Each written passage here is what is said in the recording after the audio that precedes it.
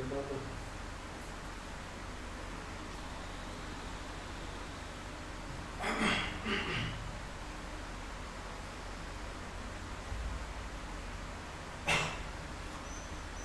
को good evening, सभी को नमस्कार। आज आवाज आ रही है आप लोगों तक? आवाज आ रही है क्या? नहीं आ रही? आवाज आ रही है?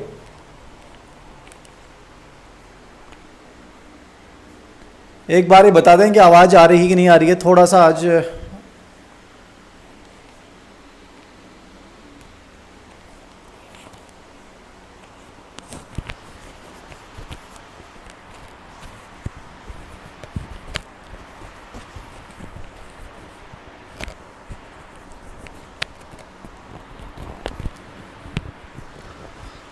आवाज आ रही है कि नहीं आ रही है? आवाज की प्रॉब्लम्स है कि नहीं है?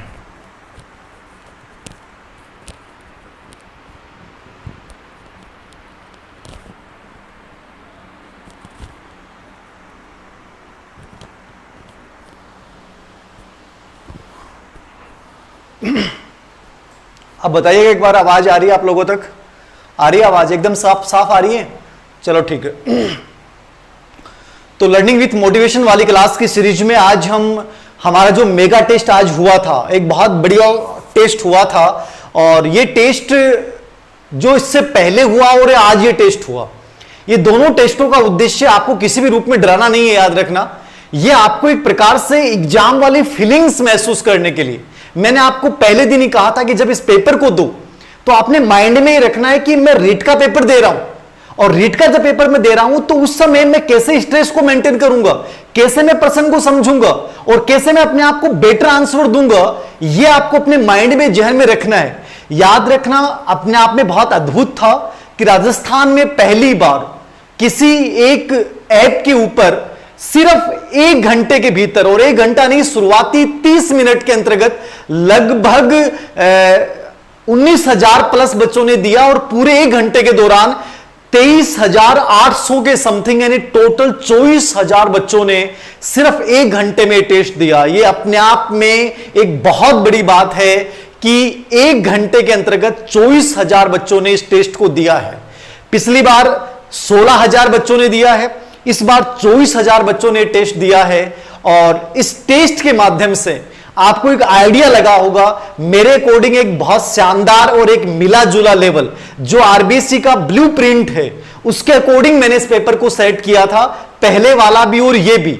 और जो आगे 1-2 जो भी होंगे टेस्ट ले पाऊंगा मैं, 2-3 जो भी होंगे, और ये कंप्लीटली फ्री था उस दौरान, याद रखना।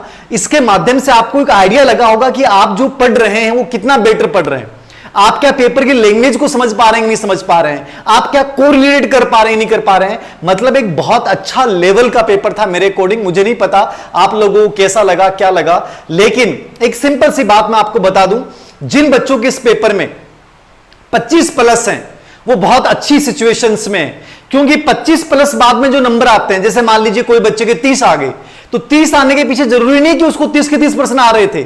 मान लीजिए उसको 26% आ रहे थे, लेकिन 4% में उसने तुक्के लगाए और वो सही हो गए, तो 30 हो गया।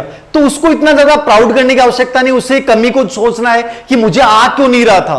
तुक्के जब आपका सही होता है तो वहां आपको खुश होने की आवश्यकता नहीं है। तुक्का खुश हुआ इसका मतलब, तुक्का सही हुआ इसका मतलब यह है कि आपको उस कॉन्सेप्ट का पता नहीं था, तो अगले टेस्ट में कोशिश करेंगे वो कॉन्सेप्ट मुझे पता हो। तो 30 में से 30 आना कोई बड़ी बहादुरी की बात नहीं है, यदि आपका तुक्का सही हुआ है तो, और वास्तव में आपको कॉन्सेप्ट क्लियर थे और 30 में से 30 आपके सही हैं, तो आप वास्तव में बहुत ब्रिलियंट स्थिति में, याद रखना। लेकिन मैं मानता हूं कि 25 प्लस जो बच्चा है इस टेस्ट में, वो वास्तव में बहुत अच्छी मेहनत कर रहा है, और उससे ज्यादा कोई डरने की आवश्यकता नहीं है, क्योंकि इस पेपर का लेवल बहुत अच्छा लेवल था।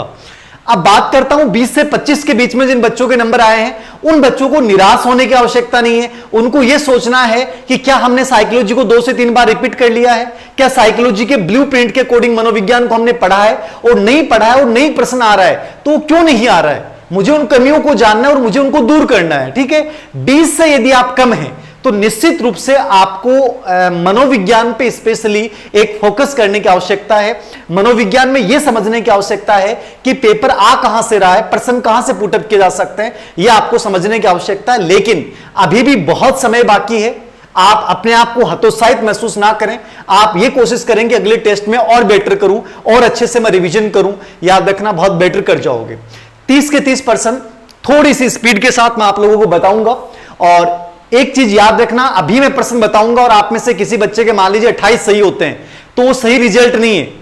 आप जब एग्जाम हॉल की तरह, यानी जो 5 से 6 बजे के बीच में आपने टेस्ट दिया था, उस समय आपके कितने नंबर आते हैं, वो ज्यादा सही रिजल्ट होता है, क्योंकि इस समय आप पे इतना प्रेशर नहीं है। लेकिन जब आप ऐप के ऊपर जब पेपर देते हो, एक एग्जाम हॉल की सी फीलिंग आती है, उस समय जो आप पेपर हल करते हो वो ज्यादा बेस्ट आंसर है, वो आपको एग्जाम के लिए प्रिपेयर कर रहा है, याद रखना। तो यहां भी आप जिन बच्चों ने नहीं दिया है वो इसके माध्यम से देख सकते हैं। बाकी लेवल जो है पेपर का बहुत अच्छा लेवल है, ठीक है, डरने की आवश्यकता नहीं है। देखिए, पहला प्रश्न था, मनोविश्लेषण सिद्धांत के अनुसार स्लिप ऑफ टेक, बोलने में गलती होना, यह किसका परिणाम है? ठीक है, किसका परिणाम है? स्लिप ऑफ टेक का मतलब क्या है, किससे मतलब लिया गया है? स्लिप ऑफ टेक का मतलब क्या था इसमें, बताइए। सी सी सी। देखिए, बहुत सिंपल प्रश्न था ये, बहुत सिंपल प्रश्न था। जिस बच्चे का गलत हुआ है वो सिगमंड फ्राइड को पढ़ ही नहीं पाया है। सिगमंड फ्राइड को बहुत क्लियरली मैंने कर रखा है। और विशेष बात है कि जो मैं ये टेस्ट ले रहा हूं, इन टेस्टों में ये जितने भी प्रश्न हैं ये सब एग्जाम में आए हुए हैं। मतलब हमें कहीं बच्चे को डराना नहीं है, मैं तो वही प्रश्न पूछ रहा हूं जो एग्जाम में आए हुए हैं। तो एक प्रकार से आपकी तैयारी भी हो रही है पूरे एग्जाम के पेपर की, ठीक है। तो ये कोई बहुत फायदेमंद टेस्ट सीरीज है, बहुत गजब की टेस्ट सीरीज है, जिसके माध्यम से आपको पूरे एग्जाम के क्वेश्चन का आइडिया लग रहा है। तो यहां आपको ज्यादा ध्यान ही दे रहा था। मनोविश्लेषण सिद्धांत में एक प्रश्न आना है सिगमंड फ्राइड से, तो उसी ब्लूप्रिंट के अकॉर्डिंग मैंने प्रश्न डाला है। स्लिप ऑफ टेक, बोलने में गलती होना, मतलब मुंह से अचानक से शब्द निकल जाता है, मुंह से हर कुछ निकल जाता है। रात को नींद में चलते हो, नींद में बोलते हो, मुंह से अचानक से कोई शब्द निकल जाता है। दमित इच्छाएं, सौपन, ठीक है, सम्मोहन, ये सब जो होता है, ये कौन सा मन होता है? हमारा अवचेतन मन, या जिसको आप क्या कह सकते हैं, अचेतन मन। अवचेतन मन किसकी स्थिति है? अचेतन मन की पूर्व स्थिति है। तो याद रखना, अनकॉन्शियस माइंड, इंग्लिश के अकॉर्डिंग आप देख लेंगे, अनकॉन्शियस माइंड जो है वो इसका मनोविश्लेषण सिद्धांत के अनुसार स्लिप ऑफ टेक, बोलने में गलती होना, याद रखना, ठीक है। तो अचेतन जो मन है वो, उसकी वजह से आप बीच में बोलते हो, अचानक से शब्द निकलते हैं, तो इसका आंसर सी होगा। बहुत बढ़िया पेपर था, याद रखना, बहुत बढ़िया पेपर था। नेक्स्ट, दूसरा प्रश्न आपके सामने ये रहा, सशक्त अभिप्रेरणा सीखने का प्रभावी घटक है। बहुत बार इस प्रश्न को पूछा है मैंने, बहुत बार एग्जाम में आया हुआ।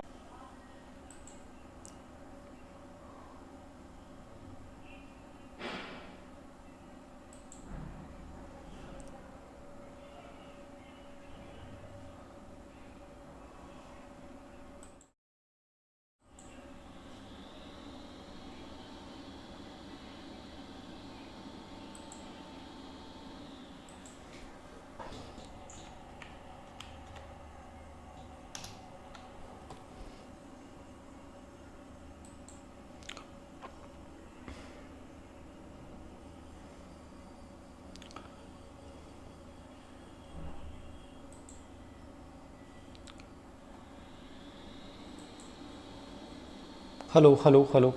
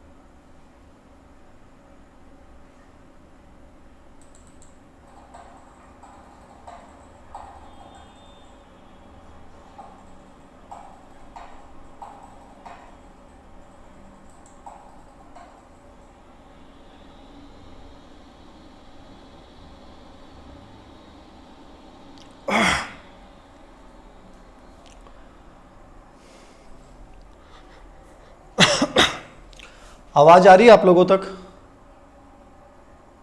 आवाज आ रही है कि नहीं आ रही? स्टॉप स्ट्रीमिंग, क्या हुआ है?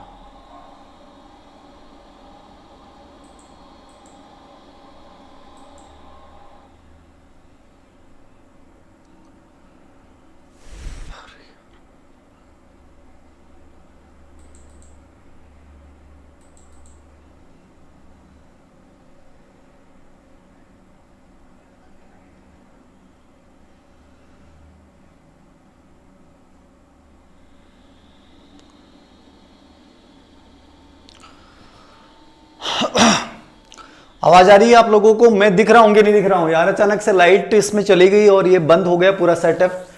अब पता नहीं क्या आप लोगों के पास सही आ रहा है कि नहीं आ रहा है। आवाज आ रही है मेरी? अब मैं दिख रहा हूं आप लोगों को, क्योंकि मुझे कुछ नहीं दिख रहा है इसमें। यस, आवाज आ रही है। मैं भी दिख रहा हूं क्या? सब ठीक है? अब आज का टेस्ट नहीं दे पाए, कोई बात नहीं है। अरे मैं दिखाई दे रहा हूं, नहीं दिखाई दे रहा हूं, ये बता दो मेरे को। दिख रहे हो? ठीक है फिर।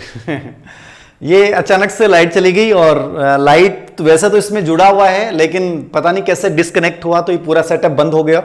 और बंद हो गया तो दोबारा से फिर चालू हुआ, रीओपन हुआ है। तो काफी टाइम आप लोगों का आज थोड़ा सा वेस्ट हो गया, कोई बात नहीं है। शुरुआत करता हूं मैं दूसरे पर्सन की ओर आपको लेके जा रहा था और सेकंड पर्सन की बात कर रहा था। दूसरे पर्सन में देखिए, सशक्त अभिप्रेरणा सीखने का प्रभावी घटक है।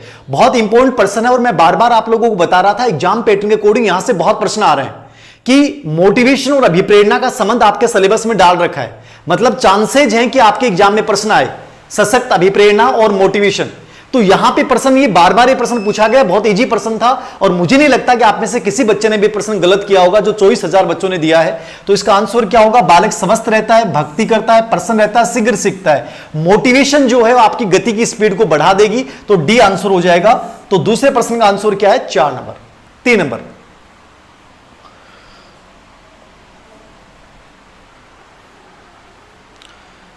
छात्रों में सीखने की योग्यता निर्भर है।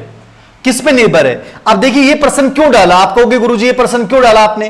क्योंकि व्यक्तिगत भिन्नताएं भी अपने सिलेबस में, एक प्रश्न वहां से आना है, लर्निंग भी अपने सिलेबस में, दोनों बिंदुओं में से एक मिलजुल के एक प्रश्न बन रहा है और ये एग्जाम में 3 बार रिपीट हुआ है, इसलिए प्रश्न डाला गया है। इसलिए हर एक प्रश्न का मतलब एक कुछ ना कुछ आधार है इस टेस्ट में लेने का। ठीक है, छात्रों में सीखने की योग्यता किस पे निर्भर है? सामाजिकता पे, संस्कृति पे, परिवार पे या व्यक्तिगत भिन्नता के ऊपर? बहुत सिंपल प्रश्न है, बहुत सिंपल प्रश्न है। बताइए। सर कई स्टूडेंट तो टॉपर आने के लिए मैसेज करके आंसर पूछ रहे थे। अच्छा, ये बहुत गलत है। मैं आपको एक चीज हमेशा बता देता हूं, एक चीज ईमानदारी से बताता हूं। हमेशा अपने साथ ईमानदारी रखिए, हमेशा अपने साथ ईमानदार रखिए कि जो बच्चे मुझे बहुत सहयोग करते हैं, मान लीजिए किसी भी कार्य में, मैं उनको भी ये नहीं बताता हूं कि आज का टेस्ट में कहां से क्या टाइप हो रहा है, क्या आ रहा है। ये जब तक ईमानदारी अपने साथ नहीं बरतोगे, मान लीजिए आप एक ग्रुप में बैठे हैं और आपने एक आंसर दिया और दूसरा बच्चा भी आपके पास मोबाइल लेके बैठा है और उसने कहा कि यार मैं तो इसमें ये आंसर कर रहा हूं, तू ये कर, तुक्का लगा रहे हैं, तो वो कोई सेंस नहीं है उसका। आप जब तक अपने मन मस्तिष्क से पेपर को हल नहीं करेंगे तो आप कैसे जान पाओगे कि आपकी कमी क्या है। आप यदि चीटिंग करके यदि नंबर आ भी जाते हैं आपके, तो आपको खुद को मन के अंदर फीलिंग होगा यार मेरे नंबर सही नहीं आए। जब तक इंसान को खुद को पॉजिटिव फीलिंग नहीं आती है, वो धोखा खुद के साथ करता है, याद रखना। तो यदि आप ऐसा करते हैं तो मैं मानता हूं कि आप दुनिया के सबसे बेवकूफ इंसान हैं। किसी भी टेस्ट को आप एग्जाम हॉल के लिहाज से दीजिए। आप ये दीजिए कि मान लीजिए 30 में से आपके 15 ही आ गए, क्या फर्क पड़ता है? आपको पता तो चल रहा है कि हमारी स्थिति क्या है। 15 आए तो क्यों आए, 15 से मैं 30 पे कैसे पहुंचूंगा, वो स्थिति मुझे सुधारनी है। लेकिन मैं 30 लेके खुश हूं यदि मैंने चिटिंग करके लिए, तो वो मूर्खता आपकी, वो आपका लेवल नहीं है। तो कोशिश ये करें कि मेरे कम आगे, कोई बात नहीं, आगे बेटर कैसे लाऊंगा। हमेशा याद रखना, गुंजाइश रखिए अपने अंदर सुधार की और चैलेंज के रूप में लीजिए सफलता को। याद रखना बहुत आगे चले जाओगे। और झूठी चीटिंग करके यदि आप लाते हैं तो वो खुशी नहीं है, वो अपने साथ धोखा, याद रखना। ठीक है, कोई बात नहीं है। देखिए, तो ये व्यक्तिगत भिन्नता उत्तर हो जाएगा, यानी सीखना सब, हम सब अलग हैं। आप में से 23-24 हजार बच्चों ने टेस्ट दिया, हर बच्चा अपने आप में डिफरेंट है, हर बच्चे का सोचने का तरीका अलग है, हर बच्चे का देखने का नजरिया अलग है। तो सीखने की जो योग्यता निर्भर करती है वो इंडिविजुअल डिफरेंस में निर्भर करती है। 4 नंबर पे थोड़ा सा स्पीड ले लेता हूं क्योंकि अपने 10-15 मिनट बीच में बंद हो गया था। अगर अनुबंधन स्थापित होने के पश्चात पुरस्कार को हटा दिया जाए तो निम्नलिखित में से कौन सी घटना घटती है? ठीक है, अगर अनुबंधन स्थापित होने के पश्चात पुरस्कार को हटा दिया जाए तो निम्नलिखित में से कौन सी घटना घटती है? बहुत अच्छा प्रश्न था, लर्निंग टॉपिक में से प्रश्न लिया गया है। बताइए क्या आंसर होगा? विलोपन, सामान्यीकरण, विभेदन, अनुक्रिया में देरी। यह बहुत बार आया हुआ प्रश्न है। अनुबंधन स्थापित होने के बाद पुरस्कार को हटा दिया जाए, ठीक है, कि अनुबंधन तो स्थापित हो गया कि कुत्ते ने घंटी के साथ कंडीशनिंग कर ली, लेकिन जैसे ही घंटी के साथ कंडीशनिंग की, हमने भोजन देना बंद कर दिया, तो क्या कुत्ता फिर उस घंटी के प्रति अनुक्रिया करेगा? नहीं करेगा। उस घटना को अपन क्या बोलेंगे? विलोपन बोलेंगे। क्या बोलेंगे? विलोपन बोलेंगे। विलोपन क्या था कि भाई 2 दिन 3 दिन हो सकता है कि कुत्ता घंटी के प्रति लात टपका देगा, लेकिन जब 5वें दिन या 6ठे दिन आप घंटी बजाओगे तो कुत्ते के समझ में आ जाएगा बड़े बेवकूफ बना रहे हैं। क्या बना रहे हैं? बेवकूफ बना रहे हैं। डेली घंटी बजावे खाने के लिए क्यों दी को नहीं, थोड़ो बहुत जो मायने पौधीनों बस रहे वो लार के माध्यम गयो निकल। अब वो कुत्तो शानो जागो, वो भी घंटी के ऊपर दर में कुछ ही को नहीं करे, भी घंटी के ऊपर हलचल ही कौन करेगो, बा हलचल नहीं करेगो, बा घटना कुछ हो रहा है, बा विलोपन हो, क्यों हुए? विलोपन हुए। तो अनुक्रिया देने के बाद जो है अनुबंधन होने के पश्चात जो पूर्ण बलन बंद कर दोगे तो घटना क्या कहलाएगी? विलोपन। तो आंसर क्या होगा? 1 होगा। याद रखना, बहुत अच्छा प्रश्न, बहुत अच्छा प्रश्न। अनुक्रिया में देरी नहीं होगी, बंद ही कर दोगे आप। विलोपन का मतलब है ये पुरस्कार तब निम्न से कौन सी घटना घटती है? तो विलोपन घटना घटती है। ये घटना पूछ रहा है, ठीक है। 22 से 30 भी ठीक है, आप टेंशन मत लो। एक तो रोया करो मत थे, कोई बात को नहीं है, आगा तो आगा, कोई दिक्कत नहीं है, ठीक है ना, इससे कोई फर्क नहीं पड़ता इस बात से, अच्छा हो जाएगा सब। नव फ्राइडवादी सिद्धांतवादी का दावा था कि व्यक्ति को जिंदगी में हीनता व अपर्याप्तता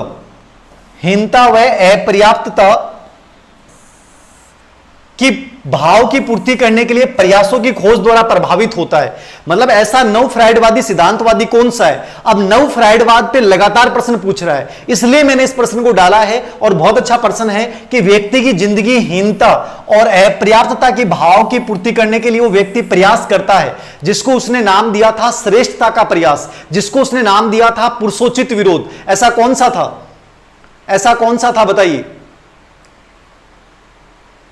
सर? क्या 1 नंबर क्वेश्चन वापस देखना। 1 नंबर क्वेश्चन सही है।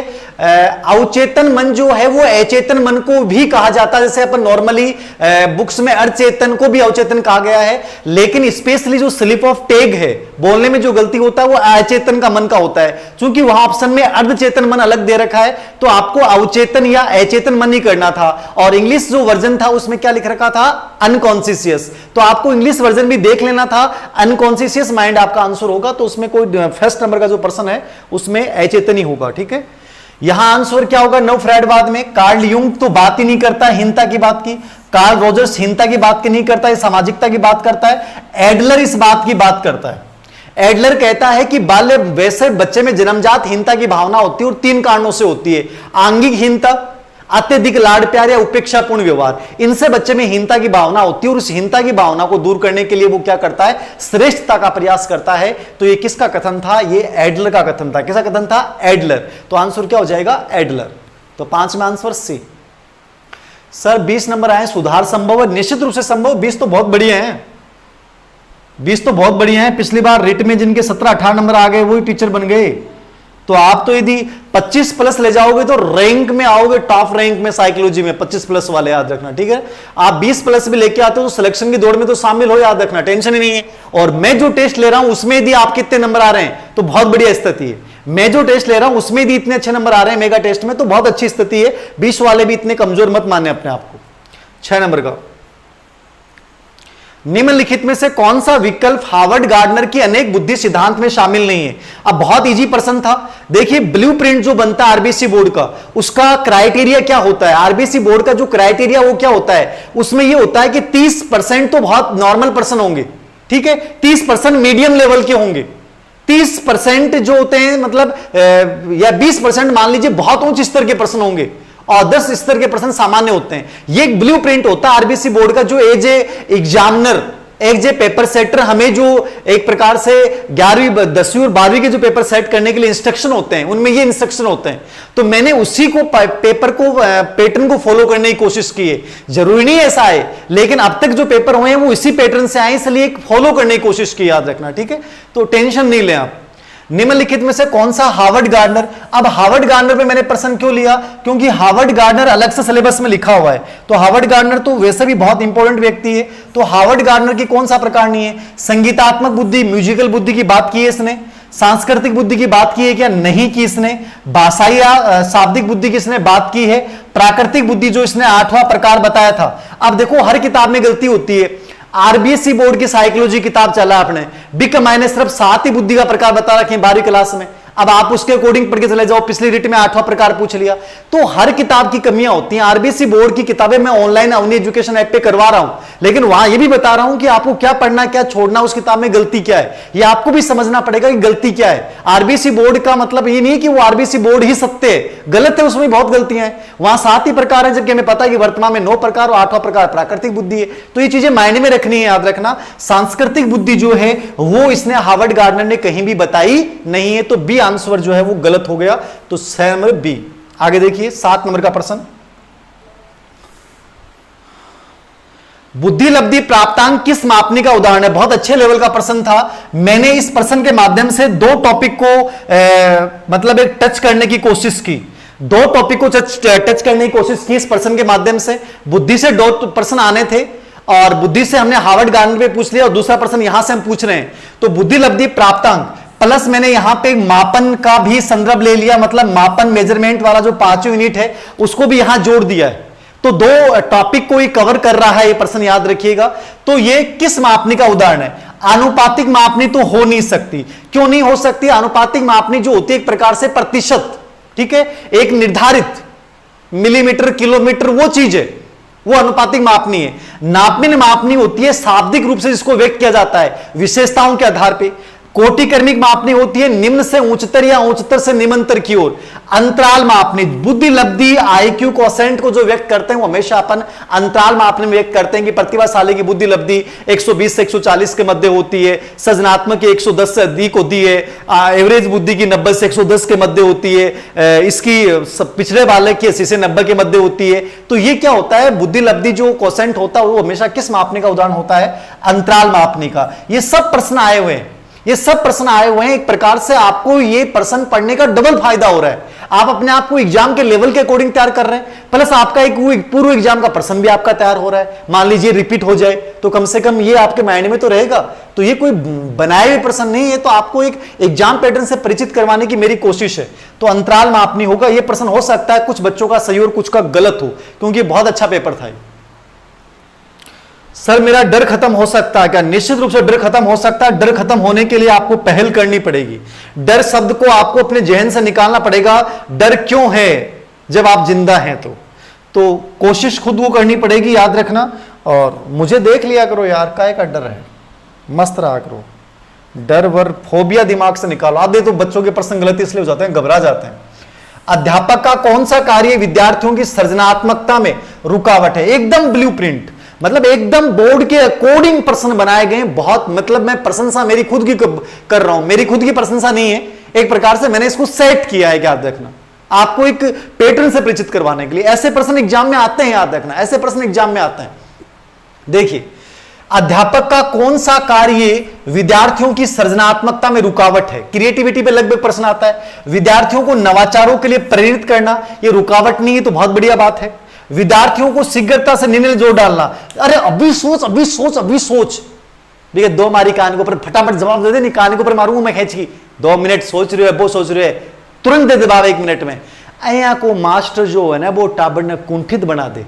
आराम से बेटा सोच के बताओ, बच्चा तेरे दिमाग में जो आ रहा है वो सोच के बता।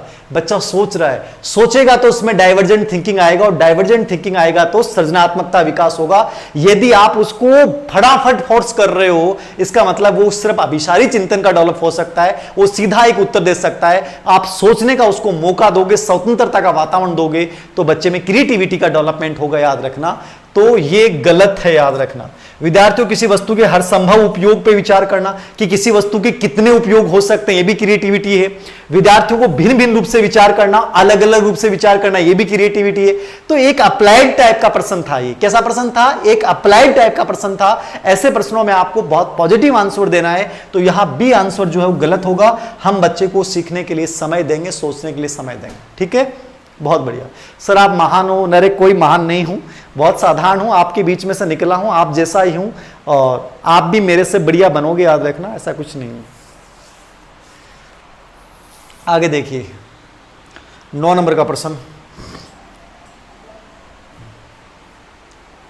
भारतीय चिकित्सकों फिजिशियन, बहुत अच्छा प्रश्न है, बहुत अच्छा प्रश्न है, मतलब सभी अच्छे प्रश्न है सब।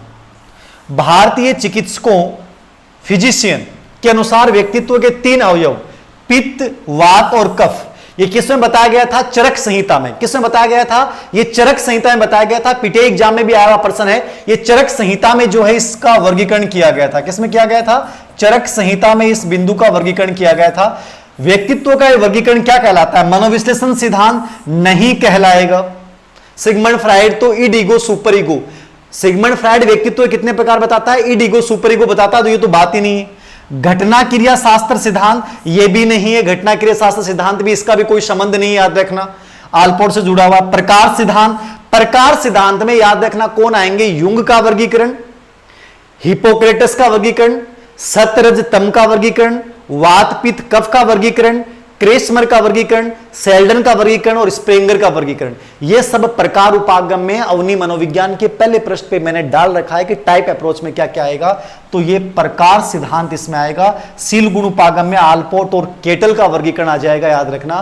तो यहां पे आपका आंसर क्या हो जाएगा? टाइप अप्रोच में आते हैं। तो यह प्रश्न बहुत बार रिपीट करता है कि टाइप अप्रोच में कौन कौन से सिद्धांत आते हैं। तो यह मैंने अवनी मनोविज्ञान में डाल रखा है। इन चीजों को याद करके जाना इंपॉर्टेंट पार्ट है।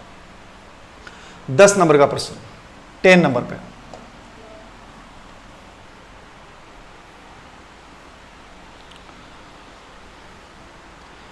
अधिगम प्रक्रिया में सही कड़ी का चयन कीजिए। बहुत अच्छा प्रश्न है। अधिगम प्रक्रिया में सही कड़ी का चयन करना है आपको, कौन सा होगा? यह भी आया हुआ प्रश्न है, आरपीएससी में आया हुआ है, किस में आया हुआ है? 2 एग्जाम में आया हुआ है सेम प्रश्न। अधिगम प्रक्रिया में सही कड़ी का चयन कीजिए। आरपीएससी और एक एग्जाम में और आया हुआ है, कोई राज्य की टेट एग्जाम में आया हुआ है, सेम प्रश्न है। बताइए। वेरी गुड, 8000 बच्चे लाइव हैं, बहुत बढ़िया बात, बहुत बढ़िया बात। अजमेर से नमस्कार, सभी को नमस्कार, सभी को बहुत सारा आशीर्वाद। गॉड ब्लेस यू, जिंदगी में बहुत उन्नति करें आप लोग, बहुत आगे जाए, याद रखें, बहुत आशीर्वाद। रैंक कल मैं शो कर दूंगा, पीडीएफ डाल दूंगा कल टेलीग्राम चैनल पे, सभी का रिजल्ट डल जाएगा कि किसके कितने रैंक, कौन सी रैंक आई है। 24,000 बच्चों में आपको अपने आप को कंपेयर करना है। लेकिन मेरे से जो 24,000 बच्चे जुड़े हैं वो सब अच्छी क्वालिटी के बच्चे भी हैं। तो इसमें जो रैंक आती है एक प्रकार से आप सिलेक्शन को मार के चलिए। ईमानदारी से भी आपने टेस्ट दिया है तो बहुत अच्छी स्थिति में, बहुत अच्छी स्थिति में 22, 23, 24, 25 वाले बच्चे। अधिगम प्रक्रिया में सही कड़ी, लक्ष्य 1 नंबर पे नहीं आएगा, याद रखना। फिर समायोजन, प्रेरक को 3 नंबर पे कभी नहीं हो सकता। परिवर्तन लास्ट में होता है तो इसको सोचना ही नहीं है। प्रेरक हमेशा पहले आएगा। आवश्यकता, प्रेरक और चालक, हमेशा मोटिवेशन, याद रखना। मोटिवेशन की शुरुआत ही होती है आवश्यकता, चालक, प्रेरक, ये हमेशा 1 नंबर पे आएगा। जैसे ही प्रेरक हुआ आप बनाओगे लक्ष्य, एम बनाया कि मुझे रिट में टॉप करना है सर, मुझे साइकोलॉजी में 30 में से 30 लाने, लक्ष्य बनाया। लक्ष्य करने के बाद आएगा समायोजन, उस परिस्थिति के अकॉर्डिंग, जो घरेलू परिस्थितियां खराब हैं, किसी बच्चे ने कह रहा है सर पढ़ाई नहीं हो रही, घर वाले पढ़ने नहीं देते, वो नहीं पढ़ने देते, तो हमें एडजस्टमेंट करना पड़ेगा साहब। यदि हमें बनना है तो जैसी परिस्थितियां वैसा एडजस्टमेंट करना पड़ेगा। और समायोजन के बाद में क्या आएगा? परिवर्तन, यानी समायोजन करते आपका व्यवहार बदल जाएगा। तो इन चारों ऑप्शन के अकॉर्डिंग जो बेस्ट आंसर होगा वो क्या हो जाएगा? सी। आप तो हमेशा याद रखो, प्रेरक सबसे पहले आता है और परिवर्तन सबसे बाद में आता है। प्रेरक सबसे पहले आता है, परिवर्तन सबसे बाद में आता है, ये चीज हमेशा माइंड में रखिए। तीसरा आंसर हो गया 10 नंबर के प्रश्न का 3 नंबर। सभी प्रश्न बहुत अच्छे लेवल के हैं। मानव विकास के संदर्भ में कौन सा कथन गलत है? ये बहुत इजी प्रश्न था बट बहुत बार एग्जाम में आया हुआ था, तो ब्लूप्रिंट के अकॉर्डिंग मुझे कुछ प्रश्न इजी भी देने थे। मानव विकास के संदर्भ में कौन सा कथन गलत है? तो कौन सा कथन गलत है? सतत प्रक्रिया है, एकदम सही है। परिवर्तनों का प्रोग्रेसिव सीक्वेंस है, ये भी सही है। ये जन्म पूर्व अवस्था यानी कि गर्भावस्था में भी होता है। विकास की शुरुआत कहां हो जाती है? गर्भावस्था से शुरुआत हो जाती है। परिवर्तनों की धीरे धीरे मतलब उत्तरोत्तर की ओर बढ़ता है। जो परिवर्तन शुरुआत में कम है, आगे बहुत अच्छे होते जाते हैं, बढ़ते जाते हैं। मानसिक विकास, संवेगात्मक विकास, सामाजिक विकास सतत प्रक्रिया है। परिपक्वता तक चलता है, गलत बात है। परिपक्वता तक केवल ग्रोथ चलती है, विकास कभी भी जीवन पर्यंत चलता है। तो यहां ए आंसर गलत हो गया। 11 नंबर का प्रश्न, 11 नंबर का प्रश्न, 12 नंबर का प्रश्न देखिए। यह भी बहुत अच्छा प्रश्न था। मैंने आपको एक जिक्र भी किया था कि मैकडूगल पे प्रश्न पूछे जा रहे हैं, मतलब हर 3 पेपरों में से एक पेपर में मैकडूगल पे प्रश्न आ रहा है। इसलिए मैंने मैकडूगल इस पेपर में डाला है ताकि आपके माइंड में एक पिक्चर क्लियर हो जाए कि मैकडूगल को हमें पढ़ के जाना है। उसका जो हार्मिक मनोविज्ञान है, उसकी जो 14 मूल प्रवृत्तियां, उसको पढ़ के जानी है। तो 12 नंबर के प्रश्न में आंसर बताएं आप। 12 नंबर, युयुत्सा, भय, निवर्ति, घृणा, संतान कामना, वात्सल्य, शरणागति, करुणा। बताइए 12 नंबर में। ए 24 स्कोर बढ़िया है, बहुत अच्छा है, बट इंप्रूव करो कि अगली बार मैं 28-29 तक जाऊं। यदि साइकोलॉजी में आप 24 के आसपास आ रहे हो तो बढ़िया आ रहे हो, मतलब आप 130-35 तक पहुंच सकते हो पूरे रिट के पेपर में। तो वहां सिलेक्शन श्योर है, फिर 130-35 तक पहुंचोगे तो। सर हर सप्ताह टेस्ट लीजिए। राजेश, क्या नाम है आपका? महेंद्र जी, टाइम नहीं मिलता है। बहुत ईमानदारी से एक बात बोल रहा हूं कि मुझे खुद को नहीं पता चलता कि पूरा दिन कब जाता है, रात कब जाती है। मतलब बहुत ज़्यादा आप समझ सकते हैं, आप कई जिम्मेदारियां होती हैं और बहुत मुश्किल होता है ये चीज़ें। फिर भी मैं कोशिश करता हूं आप लोगों के लिए, लेकिन पॉसिबल नहीं हो पाता है सप्ताह वाला। ठीक है, तो कोशिश करेंगे हर 15 दिन से आपके बार एक ऐसा मेगा टेस्ट आए। तो देखिए इसमें युयुत्सा, भय गलत है। युयुत्सा का मतलब है युद्ध करने की इच्छा। ठीक है, तो युद्ध करने की इच्छा कब होगी? जब सवेंग कौन सा होगा? क्रोध होगा। कौन सा होगा? क्रोध होगा, याद रखना।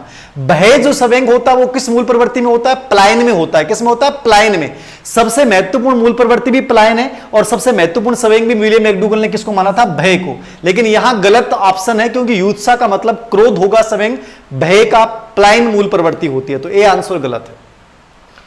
13 नंबर का प्रश्न, पूर्व संक्रियात्मक अवस्था का बालक दौड़ते हुए सड़क पे गिर जाता है और कहता है कि सड़क ने उससे धक्का दे दिया। यह किस विशेषता को दर्शाता है? बहुत अच्छा प्रश्न है कि पूर्व संक्रियात्मक अवस्था की विशेषता पूछ रहा है। तो पूर्व संक्रियात्मक अवस्था की विशेषता पूछ रहा है तो आपके दिमाग में आ जाना चाहिए कि पूर्व संक्रियात्मक अवस्था की विशेषता इनमें से कौन सी है। पूर्व संक्रियात्मक अवस्था मतलब 2 से 7 वर्ष, परी ऑपरेशनल स्टेज। दौड़ते हुए सड़क पे गिर जाता और कहता कि देखो इस सड़क ने मुझे धक्का दे दिया। आपने देखा होगा हम जब बच्चे थे ऐसा ही करते थे कि हम भागते थे और गिर गए, गिरते गए सड़क गिरा दी। मम्मा मैंने वो सड़क गिरा दिया, दीवार ने गिरा दिया। और मम्मी हमेशा कहती रही सड़क के 2 मार रहे खींच की, अरबो टाबर भी सड़क को जोर से मार तो अरबी का पक्का उजू लाग जाती। लेकिन मैं लागती मैं मार ली नो सड़क ने, मम्मा देख मुझे को 2 मारी है। ठीक है ना, मम्मा टाबर राजी हो जातो कि मुड़ी सड़क मन गिराई तो मैं सड़क की धुलाई कर दी। मतलब वो भी हर चीज ने सजीव समझे, हर गतिशील वस्तु को सजीव समझता है और वो घटनाओं का मानवीकरण कर देता है। यानी कि उसने मानवीकरण कर दिया कि आज सड़क मन गिरा दी और फिर भी कि मम्मी कह रही कि 2 मार रहे तन गिराए कहीं कि बेकार सड़क है ये दीवार के 2 मार। और टाबर थान बेरो ये 1 नंबर को बावली जालर हुए टाबर। ठीक है, और वो भी सड़क के 2, 4, 5 आदमी का लाग वो करे बिना कंबेरो रहे बेवकूफ इंसान ही के फर्क पड़ेगा तेरे उजू लाग जाएगी। लेकिन फिर भी राजी हो जा, इसलिए बिन बोलो जाए कि बोड़ो जीव है, वो क्यों है? बोड़ो जीव है। ठीक है, तो आंसर क्यों जाएगा? एनिमिज्म। क्या हो जाएगा? एनिमिज्म आंसर हो जाएगा, सजीववाद की प्रवृत्ति। ठीक है, आत्म केंद्रण तो क्या होता है कि अपने ही विचारों को सही समझना। वस्तु स्थायित्व, ऑब्जेक्ट इन्वायरमेंट, वस्तु को जो है वो स्थायी मान लग जाता है। ए बी जो खोज है वो अलग है, प्रयास त्रुटि द्वारा किसी चीज को खोज लेना। तो बी आंसर होगा यहां पे।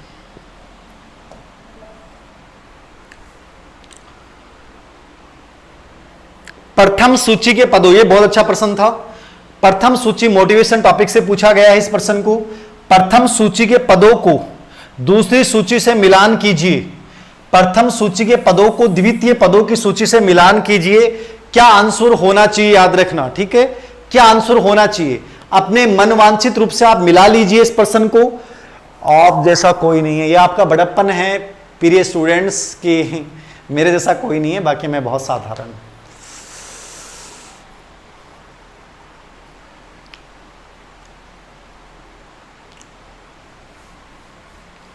सब प्रश्न आ जाएंगे, टेंशन मत लो। आपके ये मेगा टेस्ट में, टेस्टों में, डाउटफुल में बहुत सारी चीजें क्लियर हो जाएंगे। आप तो मस्त रहो, ज्यादा टेंशन मत लो। तो बढ़िया तरीका तैयारी करो, मस्त तरीका पढ़ो, बाकी टेंशन मन दे दो। थारी जितनी भी टेंशन में मन दे दिया करो, तो बस पढ़ो, रिलैक्स मूड में एग्जाम दो और थारा जितो उसका बढ़िया करो। टेंशन मत लो, डिप्रेशन मत आओ आप लोग। देखो समझो, आवश्यकता है, अब आवश्यकता समझनो है। अब बार बार मतलब एकदम शानदार प्रश्न है, एग्जाम वाला प्रश्न है, जैसा लगता है ओरिजिनल एग्जाम में आने वाला प्रश्न है। आवश्यकता को मतलब वह शरीर में कोई चीज की कमी आती, अब तुरंत दिमाग में आ जाना चाहिए आवश्यक तत्व की कमी। कमी या अति को कौन व्यक्त करता है? आवश्यकता। अंतर्नोद यानी ड्राइव, इंग्लिश में भी डाला था मैंने, इंग्लिश में भी अनुवाद डाले, इसको आप देख लेना, मैं पेपर डाल दूंगा दोबारा, टेलीग्राम पे डाल दूंगा पेपर। ये अंतर्नोद ड्राइव, ड्राइव का मतलब क्या होता है? जो आपको क्रिया करने के लिए प्रेरित करता। तो यहां कौन सा बिंदु जो क्रिया करने के लिए प्रेरित कर रहा है? ये व्यवहार में उत्तेजना पैदा करना, जो करने के लिए प्रेरित करेगा तो उत्तेजना प्रदान कर रहा है। उद्देश्य, ऑब्जेक्टिव का मतलब क्या होगा? व्यक्ति से बाह्य की स्थिति, स्थिति जो व्यक्ति प्राप्त करना चाहता है। मैं रिट में सफल होना चाहता हूं, मेरा उद्देश्य है, तो स्थिति जो व्यक्ति प्राप्त करना चाहता है क्या हो गया? उद्देश्य। और प्रलोभन, इंसेंटिव, तो प्रलोभन क्या है? जो बाह्य स्थिति जो मेरे को मिलनी चाहिए, तो व्यक्ति से जो बाह्य की स्थिति है वो क्या है? प्रलोभन है। तो इस प्रकार से आप मिलान कर दो। ऐसा प्रश्न में दो भी था नाम है तो थारो आंसर अपने आप सही हो जाए। थोड़ो भी दो भी आंसर आ जाए तो उत्तर सही हो जाए। थारो साइड में हो जाएगा, गुरु जी वाले होगा भाई। 9000 लाइव है, बहुत बढ़िया है, बहुत बढ़िया है। 9000 लाइव, बहुत शानदार, अब तक का सबसे मैक्सिमम होगा शायद ये, बहुत बढ़िया। तो ये ऐसे प्रश्नों को समझिए आप, मतलब कैसा, देखो एकदम ब्लूप्रिंट के अकॉर्डिंग ऐसा एग्जाम में आने वाला प्रश्न है, ऐसे प्रश्न पूछे जाते हैं। तो इसका आंसर जो है वो कौन सा हो जाएगा? नीचे ऑप्शन के अकॉर्डिंग देख लीजिए, तो मैंने मिला दिया, इसका आंसर हो जाएगा इसमें ऑप्शन के अकॉर्डिंग देख सकते हैं आप कि 2 B C B, मतलब 2 नंबर वाला आंसर हो जाएगा, ठीक है ना। 2 नंबर वाला आंसर जो है वो इसका हो जाएगा, बी आंसर हो जाएगा, बी। मतलब आप उसको मिलान कर दो कि साहब प्रलोभन का मतलब होता है व्यक्ति से बाह्य की स्थिति, उद्देश्य से जो स्थिति व्यक्ति प्राप्त करना चाहता है। तो आपको 2 भी मिल जाएंगे तो भी आपका आंसर सही हो जाएगा। 2 भी मिल जाएंगे तो आंसर सही हो जाएगा, 2 भी मिल जाएंगे तो आंसर सही हो जाएगा, ठीक है। 14 नंबर के प्रश्न पे मैं लेके जा रहा हूं। देखिए 14 नंबर का प्रश्न ये रहा आपके सामने, इंग्लिश में डाला है मैंने, मैं इसकी क्योंकि हिंदी इंग्लिश में बताऊंगा बहुत टाइम लग जाएगा, मैं इसकी पीडीएफ डाल दूंगा आप लोगों को टेलीग्राम पे, ठीक है ना। दोनों मेगा टेस्ट होगी। व्यक्तिगत अध्ययन पद्धति सर्वाधिक उपयोगी है। अब ये प्रश्न इसलिए लिया गया है, एक तो आरबीएसई बोर्ड की बुक से भी है, दूसरा ये प्रश्न अपने व्यक्तित्व में से अध्ययन विधियों पे एक प्रश्न आना है, विधियों के ऊपर, इसलिए इस प्रश्न को शामिल किया गया। और ये बहुत बार पूछा गया प्रश्न है, बहुत बार पूछा गया प्रश्न है। व्यक्तिगत अध्ययन पद्धति को मतलब क्यों हो रहा है? Case study. और केस स्टडी दिमाग में आना था, दिमाग में क्या आना चाहिए? टाइडमैन, ठीक है। और इसमें बच्चे के भूतकाल से लेकर वर्तमान काल तक के इतिहास का गहन अध्ययन करते हैं, और जो भी विशेष आवश्यकता या स्पेशल जो बच्चे होते हैं उन सब बच्चों का अध्ययन करने के लिए अपन इस विधि का प्रयोग करते हैं। किसका? केस स्टडी का। तो व्यक्तिगत अध्ययन पद्धति बहुत इंपॉर्टेंट है, याद रखना। किसके लिए है? तो देखो सहभागी निरीक्षण में तो कौन सी विधि हुआ है? निरीक्षण विधि। तो इस पर तो अपन ऑप्शन क्लिक करना ही को नहीं है। नियंत्रित निरीक्षण, ये भी निरीक्षण का पार्ट है। प्रयोगात्मक संबंधी प्रयोग में कौन सी हो जाएगी? प्रयोगात्मक विधि, जो विलियम मूट ने चर्चा की थी। एक ही बच्चा है, निदान संबंधी परीक्षण। व्यक्तिगत अध्ययन या केस स्टडी मेथड को निदानात्मक विधि कहा जाता है। ये एग्जाम में आया हुआ प्रश्न है, इसको याद रखना। निदानात्मक विधि किसे कहा जाता है? तो आप याद रखना, आंसर क्या करोगे? केस स्टडी करोगे। क्या करोगे? केस स्टडी आंसर करोगे, व्यक्तिगत अध्ययन, ठीक है। साफ दिखाई नहीं दे रहा है क्या? कम दिखाई दे रहा है, छोटे अक्षर है शायद, ये पीडीएफ है ना, क्योंकि शाम को तो पेपर ही था तो इसलिए पीडीएफ ही मैंने डाली है, तो इसके थोड़ा सा हो सकता है अक्षरों की बनावट छोटी है। 16 नंबर का प्रश्न आप लोगों के सामने ये रहा। अब थोड़ा बड़ा कर दिया मैंने। संज्ञानात्मक मनोविज्ञान में चोम्स्की का क्या योगदान था? संज्ञानात्मक मनोविज्ञान में चोम्स्की का क्या योगदान है? अब देखिए, संज्ञानात्मक मनोविज्ञान बाल विकास से भी जुड़ा हुआ है, अधिगम से भी जुड़ा हुआ है। चोम्स्की चूंकि बाल विकास से जुड़ा हुआ है, तो बाल विकास से टोटल 6-7 प्रश्न आने थे, इसलिए इसको जोड़ा है। अब चोम्स्की का योगदान किसमें है? बहुत अच्छा प्रश्न है, बहुत अच्छा प्रश्न है, बताइए। नमस्कार सभी को, नमस्कार सभी को, नमस्कार। देखिए, टेस्ट आप देना चाहते हैं तो अवनी एजुकेशन ऐप पे आप दे रखा है, फ्री हमने 5 से 6 डाला था। और अवनी एजुकेशन ऐप पे कल किसी एक बच्चे ने कहा था कि सर क्रैश कोर्स दो, इसलिए उस बच्चे के कमेंट की वजह से मेरे दिमाग में आ गया और मैंने कल आज के लिए सिर्फ 500 रुपए में कंप्लीट हर चीज दी थी। ले ली बहुत से बच्चों ने, कोई बात नहीं ली तो टेंशन नहीं है। तो ऐसा कोई उद्देश्य नहीं था ऑफर का। मान लीजिए कोई बच्चे को लगे गुरुजी हमने तो 700 रुपए में लिया था, 500 में दे दिया, तो जो मिल गया वो बढ़िया है। दूसरों की खुशी से हमें दुख नहीं होना चाहिए। जिसको जितने मिल गया, आप तो ये लोगों की उस 500-700 रुपए जो खर्च किए हैं उसको आप रिजल्ट में कैसे फायदा उठाओगे, वो बड़ी बात है। आप उन टॉपिक्स को समझिए, ये महत्वपूर्ण नहीं है। आप ये समझिए कि उनका कितना बड़ा फायदा आपको उठाना है। देखिए, तो ये व्याकरण का सिद्धांत दिया था, इसमें उलझने की आवश्यकता नहीं है। और इसका जो सिद्धांत था इसको अपन बोलते हैं जनरेटिव ग्रामर। कौन सिद्धांत बोलते हैं? जनरेटिव ग्रामर का सिद्धांत बोलते हैं।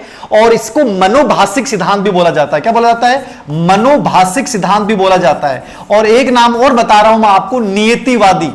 क्या बोल सकते हैं आप इसको? नियतिवादी भाषा विकास का सिद्धांत। मनोभाषिक सिद्धांत, नियतिवादी सिद्धांत, व्याकरण का सिद्धांत, जनरेटिव ग्रामर किसने दिया था? नॉम चॉम्स्की ने। और ये कहा, इसने कहा था कि बच्चा अपने जन्म के साथ एक सर्वभाषा व्याकरण लेके पैदा होता है। तो ये था व्याकरण का सिद्धांत, मनोभाषिक नियतिवादी सिद्धांत इसको कहा जाता है, नॉम चॉम्स्की। इनका भाषा विकास में, अब जैसे एक प्रश्न था कि गुरुजी थे भाषा विकास में किताब में डाला क्योंकि स्किनर को सबसे बड़ा योगदान है। अब देखो, कॉमन सेंस की चीज होती है, सिद्धांत जब पूछेगा तो नॉम चॉम्स्की, और भाषा विकास में सबसे बड़ा योगदान किसका है? तब आएगा बीएफ स्किनर। भाषा को समझना है, एग्जामिनर की लैंग्वेज को पढ़ो, अतः बावड़ा मत बनो, अतः बोड़ा मत बनो। ए जो मेगा टेस्ट लेना को मेरो उद्देश्य थारो ये लिए कि थाने एग्जाम से पहले मैं तैयार कर दूं मेंटली कि अरे लैंग्वेज चेंज हो तो क्या करना है। अँ बोड़ा बन जाओ गुरुजी, माने यहाँ लागो कि थे बीजा स्किनर लिख रहा है, मैं स्किनर कर दियो। अरे बीजा यहाँ लिख रहा क्यों कि स्किनर जो है वो भाषा विकास में योगदान दे। और मैं प्रश्न ये पूछूं कि सिद्धांत ना, सिद्धांत का मायने स्किनर को सिद्धांत को नहीं आवा, वो भाषा विकास में आवे, सिद्धांत में नॉम चॉम्स्की। यहाँ बोड़ा मत बनो यार, वह जमा यहाँ क्या कर लगा थे बावड़ी बात। ठीक है, 17 नंबर को प्रश्न देखो। अगला प्रश्न, दमन को दूर करने की मुख्य विधि है। बहुत अच्छा प्रश्न है, दमन को दूर करने की मुख्य विधि है। अब दमन समायोजन से उठाया गया प्रश्न है, दमन को दूर करने की मुख्य विधि कौन सी है?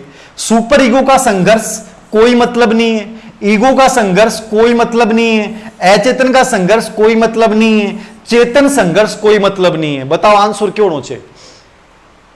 बताओ रे बताओ। मन तो चारों एक ही कौन लाग रही हो थारा अकॉर्डिंग बताओ। 13 से 30 में से 13 नंबर आए हैं तो साहब कमजोर स्थिति है, आपको इंप्रूव करना है।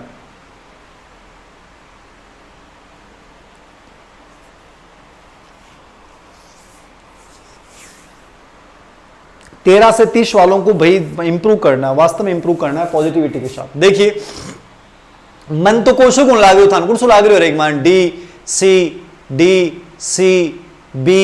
सी, वेरी गुड। अब देखो, मैं बोलूं कि मन कोशो कौन लाग रहे हो थे उलझ गा। आई मैं कहना चाहूं कि एग्जामिनर की भाषा मत उलझियो, ये सिंपल सी बात है। जितनी भी समायोजन की युक्तियां होती हैं उनमें सिंपल सी लाइन, पहली लाइन ये की चीज दिमाग में रखो कि जितनी भी युक्तियां होती हैं, रक्षा युक्तियां होती हैं, वो अचेतन मन में दबी हुई दमित इच्छाओं को बाहर निकालती हैं, जिसकी वजह से अचेतन और चेतन में जो संघर्ष होता है वो समाप्त होता है। तो ये किस संघर्ष को समाप्त करती हैं? तो अचेतन मन में दबी हुई दमित इच्छाओं को बाहर निकालती हैं। इसलिए ये माइंड में कभी लाना ही नहीं है ईगो सुपर ईगो। आप तो ये याद रखना, रक्षा युक्तियां जहां आ गई वहां क्या आएगा? अचेतन के संघर्ष को दूर करने के लिए अपन रक्षा युक्तियों का प्रयोग करते हैं। केवल अपने एक समन युक्ति होती है, सरप्रेशन होती है, वो चेतन के संघर्ष को समाप्त करते हैं। बाकी सब में अचेतन आएगा। बाकी सब में क्या आएगा? अचेतन आएगा। तो आंसर क्या करना है?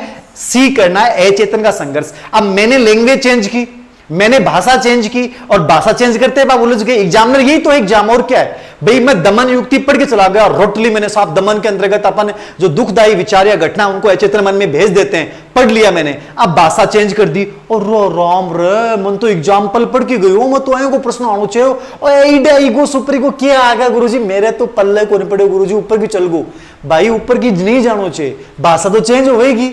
अब अगले ने एग्जामिनर ने भाषा चेंज कर दी, अब अरे मुंह माता सोलियां हांडो, आपके मतलब हो चीज को। तो ये चीजें ध्यान रखो आप, अचेतन का संघर्ष भाषा चेंज करने से आपको उलझना नहीं है, ठीक है। नेक्स्ट नंबर 18 नंबर को प्रश्न देखो, बहुत अच्छा प्रश्न है ये भी। दृष्टि से, ये सब प्रश्न आए हुए हैं याद रखना, दृष्टि से ओझल होने के बाद, बहुत अच्छा प्रश्न पूछा गया है, दृष्टि से ओझल होने के बाद मस्तिष्क से ओझल हो जाना किस अवस्था की विशेषता है। दृष्टि से ओझल हो जाने के बाद मस्तिष्क से ओझल हो जाना किस अवस्था की अवस्था है, बताओ। सिर्फ टेस्ट सीरीज कैसे ले, test series Avani education app पे ले लें आप, वेरी गुड। 9700 हैं आज, 10,000 का टारगेट हो सकता है पूरा। आपका बहुत अच्छा मोटिवेशन है, आपको देख के सकारात्मकता आती है, मुझे आपको देख के सकारात्मकता आती है और आपको मुझसे सकारात्मकता आती है। यही एक शिक्षक और छात्र का पॉजिटिव रिलेशनशिप है। यदि आपस में इंटरेक्शन से वाइब्रेशन होता है, पॉजिटिविटी आती है, तो याद रखना हम बहुत सही दिशा में जा रहे हैं, ठीक है। तो ये मुझे आपसे मिल रहा है और आपको मेरे से मिल रहा है, ये बहुत बड़ी बात है, ठीक है, बहुत बड़ी बात है।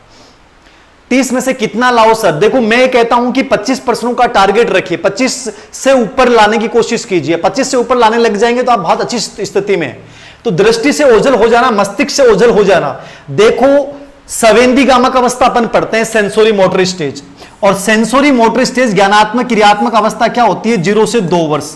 और 0 से 2 वर्ष में जो होता है बच्चा 14 महीने का बच्चा होता है ना, 14 माह तक का, कितना महीना को टाबर ओवर है, 14 महीना को जब तक टाबर हुए तो कदे भी देख लियो 14 महीना का टाबर ना आफा के करा कि मान लो वो कोई भी चीज ले ली, वो मार्केट लियो और मार्केट लेगो तो मार्केट ने पेन लेके के करेगो, वो एक बार अठिन बिड़ाओगो, एक बार अठिन बिड़ाओगो और उसके कोई का पेट का मैंने भी गाल देबो बिने कौन बेरो भी टाबर ने, तो आफा बिन भाग के जाऊंगा, अरे बेटा नंदू वो मन दिखा रहे बेटा, और पेन लियो, दे बेटा वो देख कबूतर उड़ रही हो, वो टाबर देखा कबूतर, देख बेटा वो कबूतर तेरो पेन लेगो, और वो टाबर देखा मरो यार लेगो भाई कबूतरी हो, ठीक है।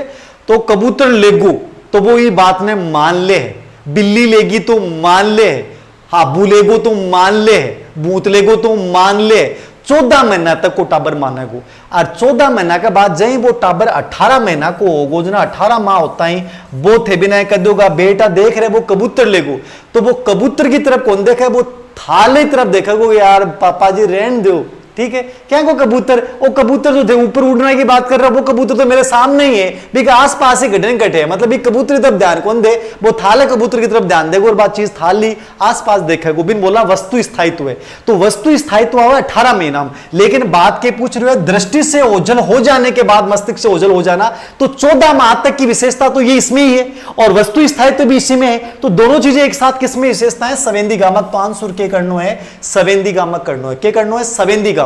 10,000 बच्चे लाइव हैं, ग्रेट सैल्यूट आप सभी को, जिन लोगों ने इसको सभी बच्चों तक पहुंचाया उन सभी बच्चों को दिल से आभार, दिल से सैल्यूट करता हूं मैं, बहुत वेरी गुड, वेल डन। 10,000 बच्चे लाइव, बहुत अच्छा प्रश्न था, याद रखना सेंसोरी मोटर स्टेज। ये जीन पियाजे को तो आप ऐसा पढ़ के चल जाओ, जीन पियाजे तो एक एक शब्द में पढ़ लो, एक एक कड़ी समझ में आनी चाहिए कि पियाजे को कोई भी प्रश्न कैसा भी पूछ ले, पियाजे का प्रश्न गलत नहीं होना चाहिए साहब, इतना कॉन्फिडेंस होना चाहिए। जीन पियाजे, सिगमंड फ्राइड, लेव वाइगोत्स्की, ठीक है, जेबी वाट्स, ये आपका विलियम मैकडूगल, इरिक इरिक्सन, ठीक है, ये आदमी है कहीं आकी एक एक कड़ी याद होनी चाहिए आंगलिया पर। कोलर बरेग का नीति विकास, जीन पियाजे, जो नॉम चॉम्स्की, ठीक है ना, ये एकदम से माइंड में खुले होने चाहिए, इनमें आप कहीं कमजोर नहीं होना, याद रखना, वरना कंपटीशन से बाहर हो जाओगे। 19 नंबर का प्रश्न आपके सामने आइए रहा, अधिगम निर्योग्यता शब्द का सर्वप्रथम प्रयोग क्यों किया? अब था दिमाग गुरुजी वो प्रश्न क्यों लियो थे? अरे भाई मैं ई लिए लियो क्योंकि लर्निंग डिसेबिलिटी दो टॉपिक में आवे और लर्निंग डिसेबिलिटी पर रीट और सीटेट नाम की हर एग्जाम में प्रश्न आवे। तो लर्निंग डिसेबिलिटी ने बहुत बढ़िया तरीका तैयार करके जानी है। मैं यूट्यूब पर बहुत बढ़िया पढ़ा रखी है और मैं थारा गए हाथ जोड़ जोड़ के थारा पगाम पड़ जाऊंगा, थारा बार बार कह रहा हूं। अरे जगह टॉपिक प्रश्न मैं दोनों मेगा टेस्ट लिया कि मैंने एग्जाम पैटर्न बताने की कोशिश करी था। ए प्रश्न गलत मत करो, आने बढ़िया तरीका से पढ़ो थे। बार बार रिक्वेस्ट कर रहा हूं, ये जिंदगी में मौके दोबारा नहीं मिलेंगे, याद रखना कभी नहीं मिलेगा। ये ऐसा मौका तो तुम्हें जिंदगी में नहीं मिलेगा। इतनी 1000 वैकेंसियों में तुम यदि अपनी सीट नहीं ले जाते हो तो याद रखना। अधिगम निर्योग्यता, लर्निंग डिसेबिलिटी अधिगम क्षमता, ये आंतरिक विकार है, ये स्थायी विकार है, ये केंद्रीय तंत्रिका तंत्र संबंधी विकार है। और इस शब्द का प्रयोग जो किया था 1963 में, किसने? 1963 में किया था साहब सैमुअल क्रिक ने। कद करियो रे 1963 में सैमुअल क्रिक ने इस शब्द का प्रयोग किया था। ये 3 बार आ गया, हरियाणा टेट में, यूपी टेट में, उत्तराखंड वाला पेपर हल करवाया था, तीनों में आ गया, मतलब इंपॉर्टेंट पर्सन है। तो सैमुअल क्रिक ने शब्द का प्रयोग किया 1963, याद रखना, बहुत बढ़िया। आगे देखिए 11 नंबर का प्रश्न, 20 नंबर का प्रश्न, बहुत अच्छा प्रश्न है आपके सामने, बहुत अच्छा प्रश्न है, बहुत अच्छा प्रश्न है। स्वेर कल्पना मतलब फंटासी। अब थारे मान लो कल्पना टॉपिक समझ में कौन आ रही हो, इमेजिनेशन, कि गुरुजी मारे कल्पना कौन समझ में आए थे, कल्पना एक बार समझाओ।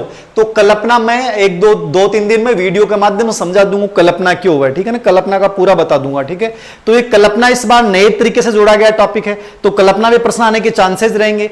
तो ये बहुत अच्छा प्रश्न है। स्वेर कल्पना एक प्रकार है फंटासी इमेजिनेशन। तो फंटासी इमेजिनेशन किसका प्रकार है बताओ रानू? टेलीग्राम मेरे नाम से धीर सिंह धाबाई ऑफिशियल के नाम से है और वीडियो के डिस्क्रिप्शन में एक लिंक दिया होता है। अवनी एजुकेशन ऐप का भी लिंक होता है और टेलीग्राम लिंक का भी ऐप होता है। वीडियो के आप डिस्क्रिप्शन में देखिएगा, देखिए बहुत बढ़िया है, बहुत बढ़िया, बहुत बढ़िया। सर यो क्वेश्चन समझ में को नहीं आयो? हाँ तेज प्रकाश जी आपके समझ में आएगा, मेरी बात सुन लो थे, बस समझ में नहीं आया तो मैं उन्हें समझाने के लिए टेंशन क्यों लेते। देखो अभिसारी चिंतन में तो यो है कि आप हाँ एक दिशा का, मैंने सोचा एक बात पर सोच रहे हैं, सीधा उत्तर दे रहे हैं, सीधी बात सोच रहे हैं, ठीक है। सृजनात्मक चिंतन में ये होता है कि ये ना होता तो क्या होता, अलग अलग पक्ष पे सोच रहे हैं। मूल्यांकन चिंतन, ये देखो बहुत सिंपल सी कल्पना है, सवली चिंतन। मतलब फंटासी या स्वेर कल्पना को मतलब क्या, जिको कोई आधार नहीं हुए, जिकर न हाथ हुए न पैर हुए, ऐ की बात सोचनो कि मैं गुरुजी एग्जाम देने गयो और एग्जाम देने में जैन टैक्सी के मैंने बैठो तो टैक्सी को जो ड्राइवर हो वो बोले बेटा रिट को पेपर देने जा रहे हो कि? मैं बोलो हाँ भाई साहब रिट को पेपर देने जा रहे हूँ। बोले बेटा एक काम कर, कितना पैसा आई? तो कह दूंगा मैं कहूँ 2000 रुपये आई। ले यार मैं कह रिट को पेपर है वो पेपर ले ले, तू मन 2000 रुपये दे दे। और थे भी रिट को पेपर लियो, अरबी के मैंने बैठ बैठ की फटदे हल कर लियो और एग्जाम में गया तो बयो को बयो पेपर मिलो थे, चेपे आया भी पेपर ने, पेपर चेपता ही थारा पूरा नंबर आया, नंबर आता ही सिलेक्शन होता है, टॉप करगा और टॉप करता ही अखबार वाला पूछेगा भाई दिनेश जी बताइए आपकी सफलता का राज क्या था? आपने कहा साहब मैंने बहुत मेहनत की, मैंने ये किया, चारों तरफ मिठाइयां पटाखे बजाए जा रहे हैं। और 10 मिनट बाद में मम्मी आके कान पर मारा टिंगर, 1 घंटा हो गो बैठा, ये किताब का मैंने आगलो पेज तू पलटो को नहीं, अरे बैठे बैठे किताब के की देख रहे हो रे? जना बेरो पटा बेटा तू 1 घंटा हूं जो सिलेक्शन की बात सोच रहे हो, बड़े सिलेक्शन क्यों कोने भी तो रीट की एग्जाम 26 सितंबर ने है और आज डेट कितनी है? आज 2 जुलाई है। तो आज जो थे कल्पना करिया, कल्पना कौन सी करी रहे या सवली चिंतन है, आपको कोई आधार को नहीं हो, लेकिन ते 10 मिनट का मैंने मजा ले इसको जिंदगी का, ठीक है ना। 10 मिनट का मैंने सिलेक्शन लेके इंटरव्यू देखी और कई तो 10-15 मिनट में आएगा होशियार हुए कि ब्याह शादी तक कर ली है और ब्याह शादी का मैंने मास्टर नहीं लिया हूं, याद रखना। और कई मास्टर नहीं लाए बाद में अगले महीने भी 10 मिनट के दौरान ही गाड़ी गुड्डी बुक करवा की और स्कूल का मैंने गाड़ी चलाता हुआ भी दिख जाए, याद रखना, ठीक है ना। तो ए और भी होशियार आदमी हुए स्वेर कल्पना, 10 मिनट का मैंने जिंदगी का आनंद ले जा, ठीक है। और बाद में बेरो पटा बेटा अभी तो टॉपिक अधिगम पढ़नो बाकी है और टॉपिक तो पूरा बच रहे हैं। या कल्पना कौन सी हो रहा है? स्वेर कल्पना, ठीक है। 20 नंबर का प्रश्न को आंसर, ठीक है ना। Fantasy is a type of convergent thinking, creative thinking, artistic thinking. तो ये एक प्रकार से जो कल्पना होती है अपनी सवली चिंतन होता है। अगला प्रश्न, विशेष आवश्यकता वाले बच्चों के लिए, बहुत अच्छा प्रश्न है ये। अब विशेष आवश्यकता वाले बच्चों, ये प्रश्न आना ही एग्जाम में, बहुत प्रश्न आ रहे हैं इन पे रीट टेट एग्जाम में, विशेष आवश्यकता वाले बच्चों को शामिल करना। अब देखो को प्रश्न जद भी आवन है तो बी के मायने मान लो कि ये अप्लाइड प्रश्न होते हैं, ये ऐसे प्रश्न होते हैं वो अप्लाइड होते हैं। तो इनमें आप ये देखो कि हमेशा आंसर जो हुआ, मैं नॉर्मल मेरो एक लॉजिक दे रहा हूं, मान लो थे कई बार कहते हो गुरुजी मैं तुक्का लगावा, क्योंकि नेगेटिव मार्किंग तो आपको तुक्का लगावा। तो ई पेपर का मैंने 30 में से 30 बच्चे का सही प्रश्न को नहीं हो, याद रखियो। मैंने जो पेपर बनाए दोनों, इसमें 30 यदि नंबर आते हैं, जैसे मैं कल पीडीएफ डालूंगा तो हो सकता है कुछ बच्चों के 30 आ जाए। तो वो 30 क्यों आ जाए कि मान लो उन्हें 2-3 प्रश्नों में तुक्का मारा और वो सही हो गया। तो ये पेपर जो होते हैं ना ऐसे, इनमें याद रखो कि आपको तुक्का मारना भी पड़े। तो ऐसे जो अप्लाइड प्रश्न होते हैं इनमें हमेशा ये देखो कि जी लाइन में सबसे मैक्सिमम शब्द हुए, बी का चांसेस ज्यादा हुए, को मतलब वो कोने की वो आधार है हमेशा के लिए। ये मेरा एक एक्सपीरियंस मैंने बताया है, ठीक है। जिनमें अक्षमता न हो उन बच्चों के लिए हानिकारक है, मतलब ही कोई नहीं। विद्यालय पे बार बढ़ा देगा। अरे कोई बात हो कि नेगेटिव बिंदु हो कि भैया विशेष आवश्यकता टाबरा नफा विद्यालय में शामिल करांगा तो विद्यालय पर अतिरिक्त बार बढ़ जाओ, इसको मतलब थे बान पढ़ानो ही कौन चाहो, अरे बान पढ़ानो ही कौन चाहो, बान पीछे रखना चाहो, तो नेगेटिव बात होगी। साइकोलॉजी में नेगेटिव बात अपने को करनी नहीं, अपने को तो पॉजिटिव सोचना है। शिक्षण के प्रति दृष्टिकोण, विषय वस्तु और धारणा परिवर्तन की अपेक्षा, यदि इन बच्चों को आप स्कूल में शामिल कर रहे हो तो आपको यह भी समझना पड़ेगा कि मेरी टीचिंग स्टाइल क्या हो उन बच्चों को शामिल करते हुए, ठीक है। विषय वस्तु और धारणा परिवर्तन मतलब उन बच्चों के अकॉर्डिंग विषय वस्तु को सरल रूप में प्रस्तुत करना। यह एक पॉजिटिवली आंसर हो गया, एक अप्लाइड प्रश्न है, याद रखना ऐसा। और ऐसे प्रश्न को आपको थोड़ा सा अपना माइंड लगाना है, इसमें तुक्के मारो तो भी ये देखो कि इसमें पॉजिटिव कौन सा लग रहा है। तो ये चारों तो सब नेगेटिव लग रहे हैं। यो काल्पनिक लक्ष्य है कि आप शामिल गुण कर सका आन वही कौन सा ज्ञान शिक्षा दे दिया, यो बाहर बढ़ाओ भी नेगेटिव है, ये हानिकारक बता रहे भी नेगेटिव है। तो साइकोलॉजी में नेगेटिव नहीं देना है, तीनों हम नेगेटिव, हानिकारक, भार और लक्ष्य, काल्पनिक, तीनों नेगेटिव हो गए। पॉजिटिव कौन सा हो गया? 3 नंबर। तो ये आंसर सही हो गया। बहुत इजी प्रश्न है। आगे देखो 22 नंबर का प्रश्न, बहुत अच्छा प्रश्न है, ये बहुत अच्छा प्रश्न है, मुझे बहुत अच्छा प्रश्न लगा। ये प्रश्न मुझे बहुत अच्छा लगा। ऐसे प्रश्न एग्जाम में आते हैं साहब, एग्जाम में आते हैं ऐसे प्रश्न, आप मानो या ना मानो, ये एग्जाम का हुबहू आने वाले प्रश्न है। ये ऐसे प्रश्न बनाता है, ये समझने वाला प्रश्न था।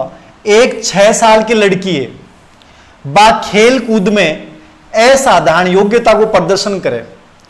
6 साल की लड़की है, बा खेल में बहुत गजब की परफॉर्मेंस करे, असाधारण। जब मैं कह दूं कि यार गजब परफॉर्मेंस आपने साइकोलॉजी में 30 से 30 नंबर आए, तो ये असाधारण परफॉर्मेंस होगी। तो बा लड़की बहुत गजब की परफॉर्मेंस करे, आपा बिलीव उनकर इसका बैंक की परफॉर्मेंस करे। क्यों करती है उसके पीछे रीजन दे रखा है इस लाइन के बाद में, क्योंकि उसके माता पिता दोनों खिलाड़ी हैं। बी का मामी भी एथलेटिक की प्लेयर है और पापा भी का फुटबॉल का प्लेयर है। उससे नित्य प्रशिक्षण प्राप्त करने भेजते हैं। ए दोनों खिलाड़ी और बिन नित्य डेली ट्रेनिंग लेने के लिए, बिन अभ्यास करने के लिए डेली भेजते हैं। सप्ताहांत में उसे वो खुद प्रशिक्षण भी देते हैं। बहुत संभव है कि उसकी जो योग्यता है वो दोनों के बीच परस्पर प्रतिक्रिया का परिणाम है। अब देखो ये तो इजी प्रश्न है, आराम से समझने वाली चीज है, याद रखना आराम से समझने वाली चीज है। बी का माता पिता दोनों खिलाड़ी और बा लड़की असाधारण प्रदर्शन करे, मतलब माता पिता से जेनेटिकली उसको वंशानुक्रम में क्या प्राप्त हुई? खेल की योग्यता। क्योंकि मम्मी पापा दोनों ऑलरेडी खिलाड़ी हैं, तो वंशानुक्रम में क्या प्राप्त हुई? खिलाड़ी की योग्यता। अब आगे क्या कर रहे हैं? उसको प्रशिक्षण प्राप्त करने के लिए भेज रहे हैं, मतलब वातावरण प्रभावित कर रहा है, प्रशिक्षण से वो सीख भी रही है। तो वंशानुक्रम में तो मम्मी पापा से मिल गए और वातावरण से वो सीख रही है। तो ये सबसे अच्छा प्रश्न है। ये किसका परिणाम होगा? वंशानुक्रम पर्यावरण। किसका परिणाम हो जाएगा? वंशानुक्रम पर्यावरण का जो है ये प्रश्न हो जाएगा, याद रखना। किसका प्रश्न हो जाएगा? आनुवांशिकता और पर्यावरण, ठीक है। आनुवांशिकता पर्यावरण का प्रश्न हो जाएगा। बहुत अच्छा प्रश्न है, डी आंसर। ऐसे प्रश्न आते हैं वंशानुक्रम वातावरण में, बहुत बहुत बहुत प्रश्न आता है। तो एक प्रश्न डेफिनेटली आएगा, अच्छा प्रश्न है, डी आंसर। 23 नंबर को प्रश्न देखिए।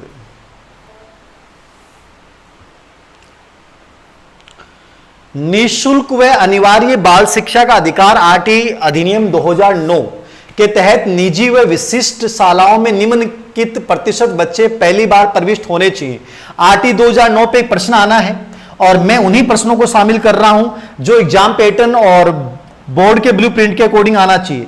क्योंकि चौथे अध्याय से प्रश्न आने के चांस है हमारे, स्पेशली रिट के सिलेबस में चौथा अध्याय है, तो इसलिए मैंने अभी तक जो प्रश्न शामिल किए वो लगभग चौथे अध्याय से ज्यादा है, याद रखना। तो बताइए, उत्तराखंड से नमस्कार, सभी को नमस्कार। राजस्थान से बाहर के सभी बच्चों को मेरा दिल की गहराइयों से बहुत नमन, सैल्यूट करता हूं, आप लोगों के प्रेम को नमन करता हूं, याद रखना। और बहुत सारा आशीर्वाद देता हूं आप लोगों को कि जिंदगी में आप बहुत ऊंचाइयां छुए, याद रखना। कभी निराश मत होइएगा, कभी थकिएगा मत, और जिंदगी में याद रखिए, कभी थक जाओ तो याद रखना कि एक शब्द याद रखना कि हम जीत जाएंगे और हमें जीतना है। और मैं हमेशा एक बार लाइन बोलता हूं, मैं तुम लोगों को हारने नहीं दूंगा, चाहे कुछ भी हो जाए तो हारने नहीं दूंगा। और तुम लोगों को याद रखना, ये लत बना लेनी है कि मैं जीतूंगा जीतूंगा जीतूंगा, ठीक है। देखिए आरटी 2009 में कितने बच्चों के लिए, धारा 12 में इस बात का उल्लेख है। कौन सी धारा है? 12 है। धारा 12 क्या कहती है? आरटी 2009 यदि किसी बच्चे को यह टॉपिक समझ में नहीं आया हो, तो यदि आप ये कहते हैं कमेंट्स बॉक्स में कि सर आरटी 2009 हमें समझ में नहीं आया, हमें करवा दो, तो मैं आरटी 2009 आपको समझा दूंगा कंप्लीटली, याद रखना। यदि आपको लगा हो कि आरटी 2009 आपके समझ में नहीं आया हो तो याद रखना। यूट्यूब पे 20% धारा 12 में कहता है कि सभी निजी विद्यालयों में पहली कक्षा में, कौन सी क्लास में? पहली कक्षा में 6 से 14 आयु वर्ग के बच्चों के लिए 25% सीटें, कितने परसेंट सीटें? 25% सीटें क्या रहेंगी? आरक्षित रहेंगी। क्या रहेंगी? आरक्षित रहेंगी, याद रखना। 25%, वेरी गुड, है ना।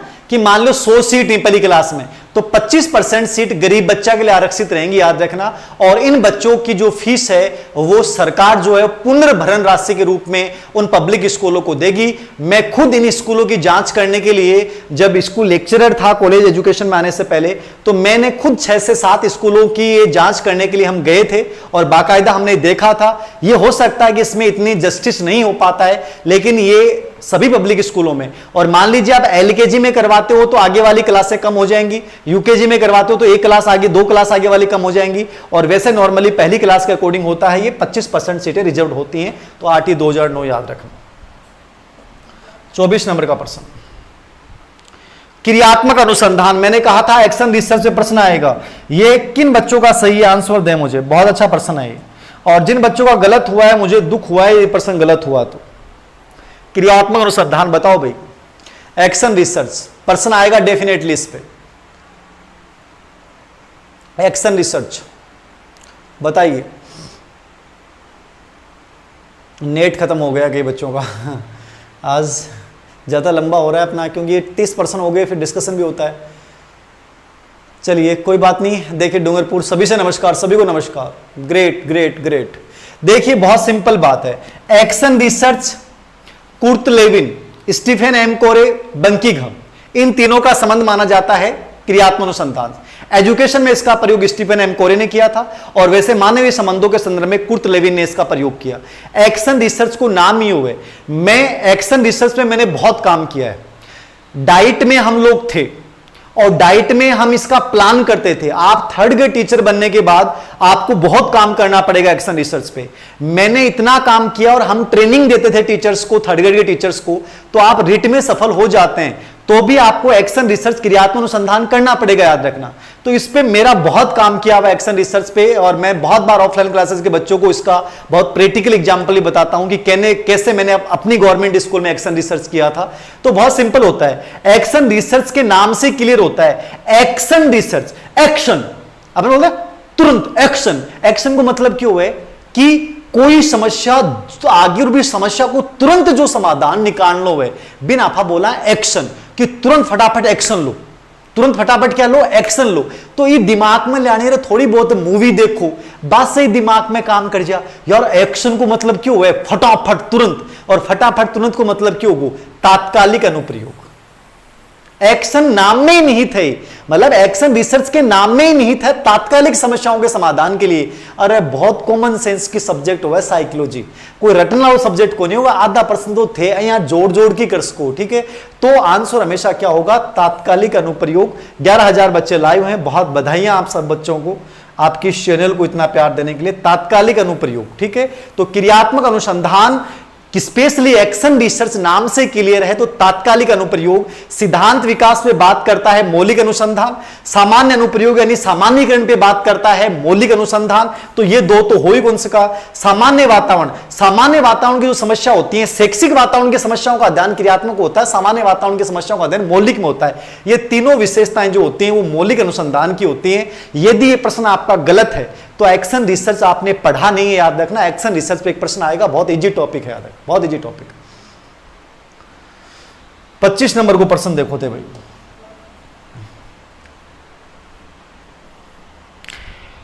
बहुत अच्छा प्रश्न है, ये भी बहुत अच्छा प्रश्न है।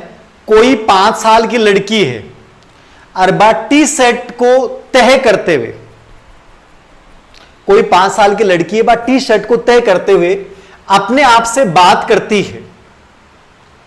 लड़की द्वारा प्रदर्शित व्यवहार के संदर्भ में निम्नलिखित में से कौन सा कथन सही है। आया हुआ प्रश्न है, बहुत अच्छा लेवल का प्रश्न है, बहुत अच्छा लेवल का प्रश्न है।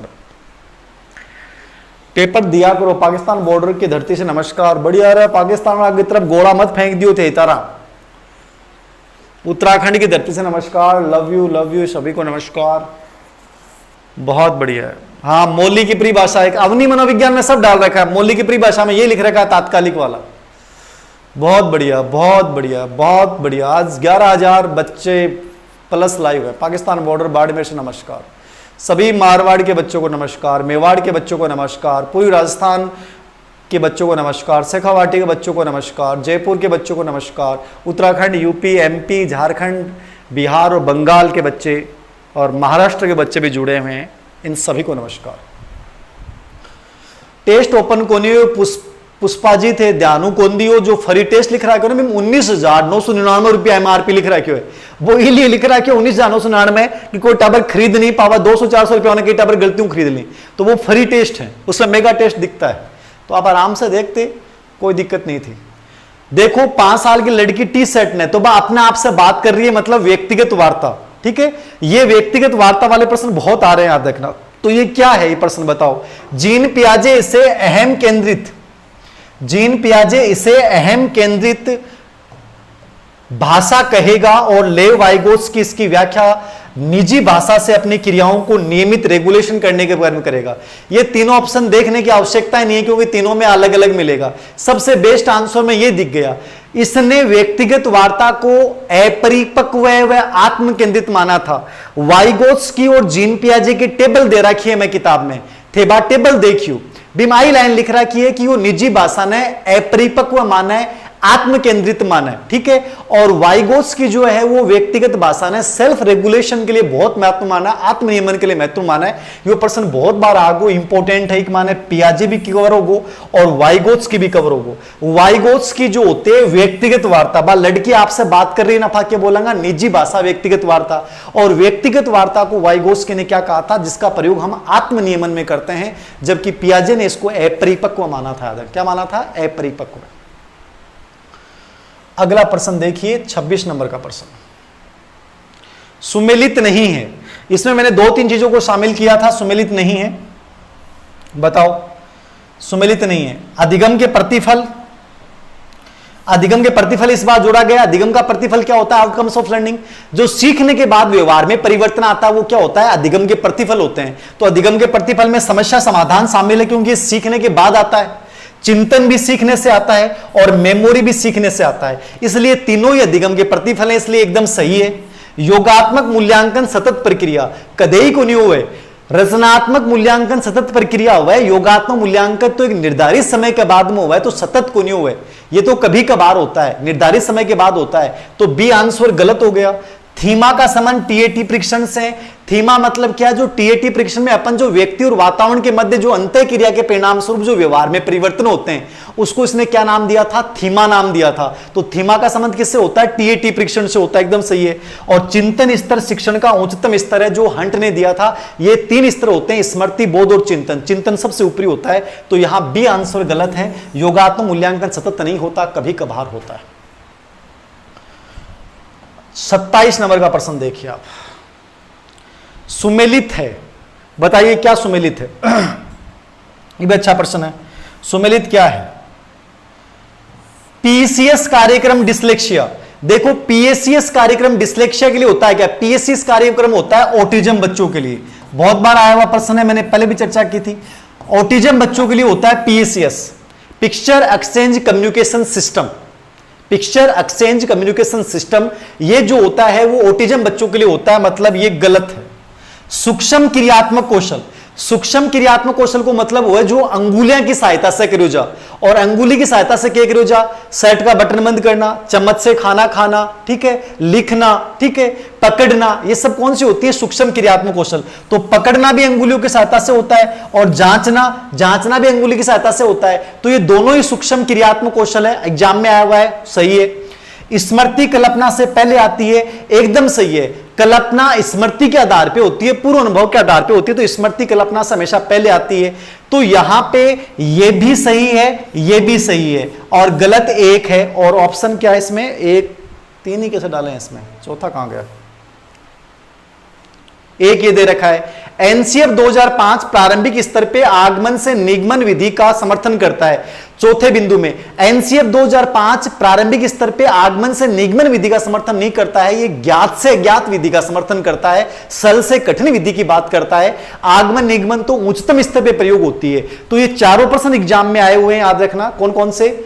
पीसीएस कार्यक्रम ऑटिज्म बच्चों के लिए, मतलब एक गलत हो गया। सूक्ष्म क्रियात्मक कौशल सही है, स्मृति कल्पना से पहले आती है, और एनसीएफ 2005 वाला गलत हो गया क्योंकि ये उच्च स्तर पे होता है, प्रारंभिक स्तर पे नहीं होता है।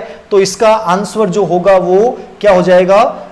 2 और 3 क्या हो जाएगा? 2 और 3 सही हो जाएगा, 1 और 4 इसमें गलत है, ठीक है, 2 और 3। हाँ, कल बता देंगे 5 बच्चों की रैंक, जो पूरा टेस्ट रिजल्ट कल बता देंगे, ठीक है।